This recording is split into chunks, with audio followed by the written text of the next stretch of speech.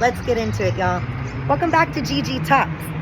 Today we're at D.O. Bar, just having a little topo seltzer, nothing too major, because it's actually Mike's birthday tomorrow. So we are doing our form of hydrating and getting our selves ready. Cheers, happy birthday, handsome. Happy birthday to me.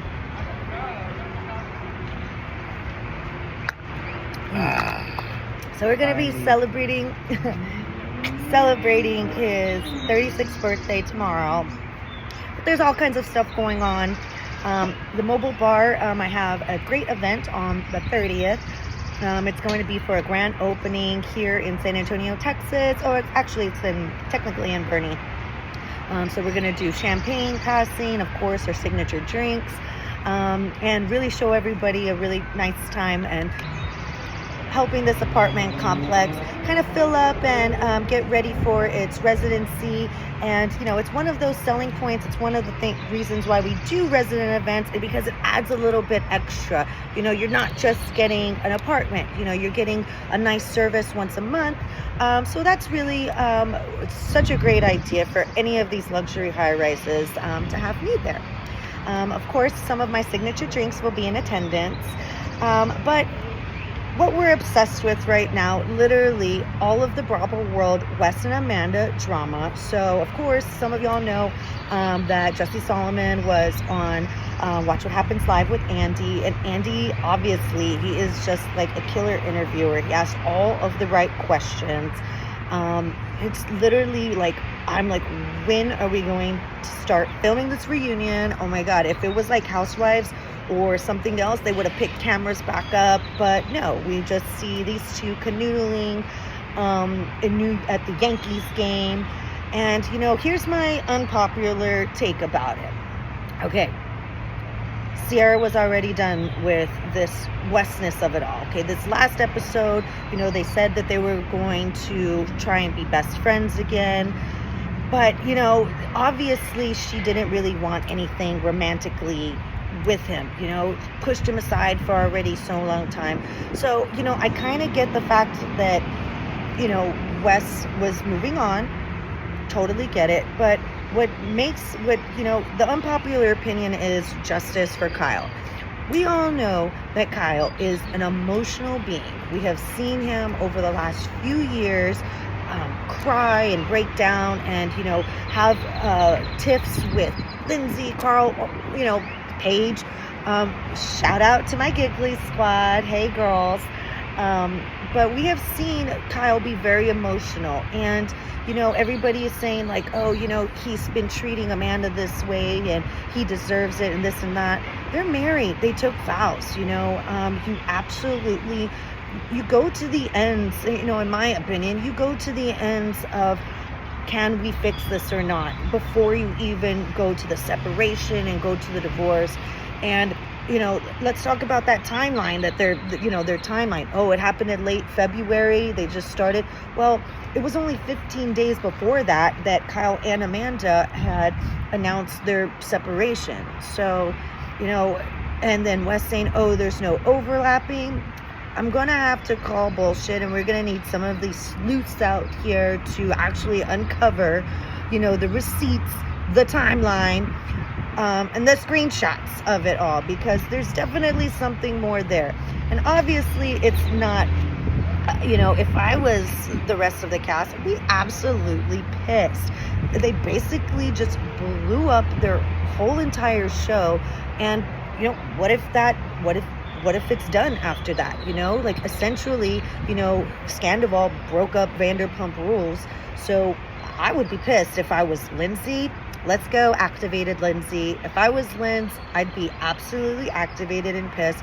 And also the newcomers, like KJ and, everybody that's just getting into this Bravo world. It's like, bro, did you just blow up our whole opportunity here because you're both being selfish, disgusting people?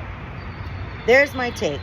Justice for Kyle. I've always been on Kyle's side, especially when, Amanda was kind of enabling him to do all this horrible behavior, because that's not a good partner either. If your partner is just letting you screw around and still allowing you to come and sleep in their bed without, making these necessary changes, that's not a good partner either. So that's that whole take on that. And yes, I do watch everything Bravo. I'm watching the new reboot. I'm sorry, Atlanta. Always on Portia. Always on frickin' Frack side.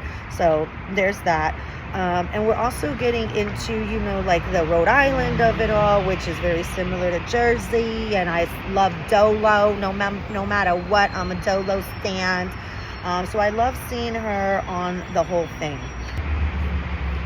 Moving on to In the Zen. What's keeping me in the Zen lately?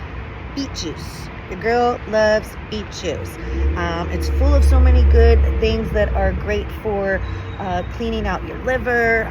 For a mobile bartender, that's really huge. I've been messing around with the beet flavor to make a cocktail. Definitely it's going to feature my rose petal salt. It's a great accoutrement to absolutely anything that has like almost a citrusy and needs a little kick at the side. So that's what's going on in the mobile bartending world for me right now. Trying to get my rose petal salt off the floor. In California, you had to have a commercial kitchen in order to put out any kind of product like that. But in Texas, the laws are a little bit different. So that's definitely something that's on my forefront that I'm looking forward to putting together, and letting everybody, try it, across the country is the whole idea. I'd like to make it a product and be able to ship it out anywhere. So the rose petal salt is kind of be the next thing that I kind of have that focus on right now in the mobile bartending world. And this particular rose petal salt that I do, it's definitely from my love and care. There is a mixture of things in there that it's been about 5 years in the making. So I really do stand behind this product, and I know that everybody's going to love it. So just about kind of getting the I's and the T's handled right about now, but hopefully it'll be out very, very soon. So that's what's keeping me in the Zen right now is being around people that are also thriving and give me ideas about moving forward. My rose petal salt is definitely keeping me in the Zen, and the beet juice. You know what I mean? As much as mobile bartender, we're trying products all the time. You definitely have to take care of your body also. So your girl did yoga the other week and was absolutely sore all day long, but it was a good sore. It was a feel the burn kind of thing. Also, one of the things that I want to tell y'all is that I'll leave you with this. Let's go for the last sip. I'll leave you with this. A quote from Southern Hospitality, Maddie Reese, and her sponsor. Actually, she's been sober for I don't know, a number of years. But one thing that her sponsor had told her when she was kind of seeking a little bit of guidance was, you can't hold your drink and your dreams in the same hand. And I totally get that. You always have to have a balance between, fun, work, and everything. And as a mobile bartender, everybody thinks the life is so glamorous, it's so fabulous, but there really is a line between your dreams and your dreams. And that quote in particular stuck out to me this week, and I just want to wish everybody a great week and stay safe and stay positive with each other. Cheers.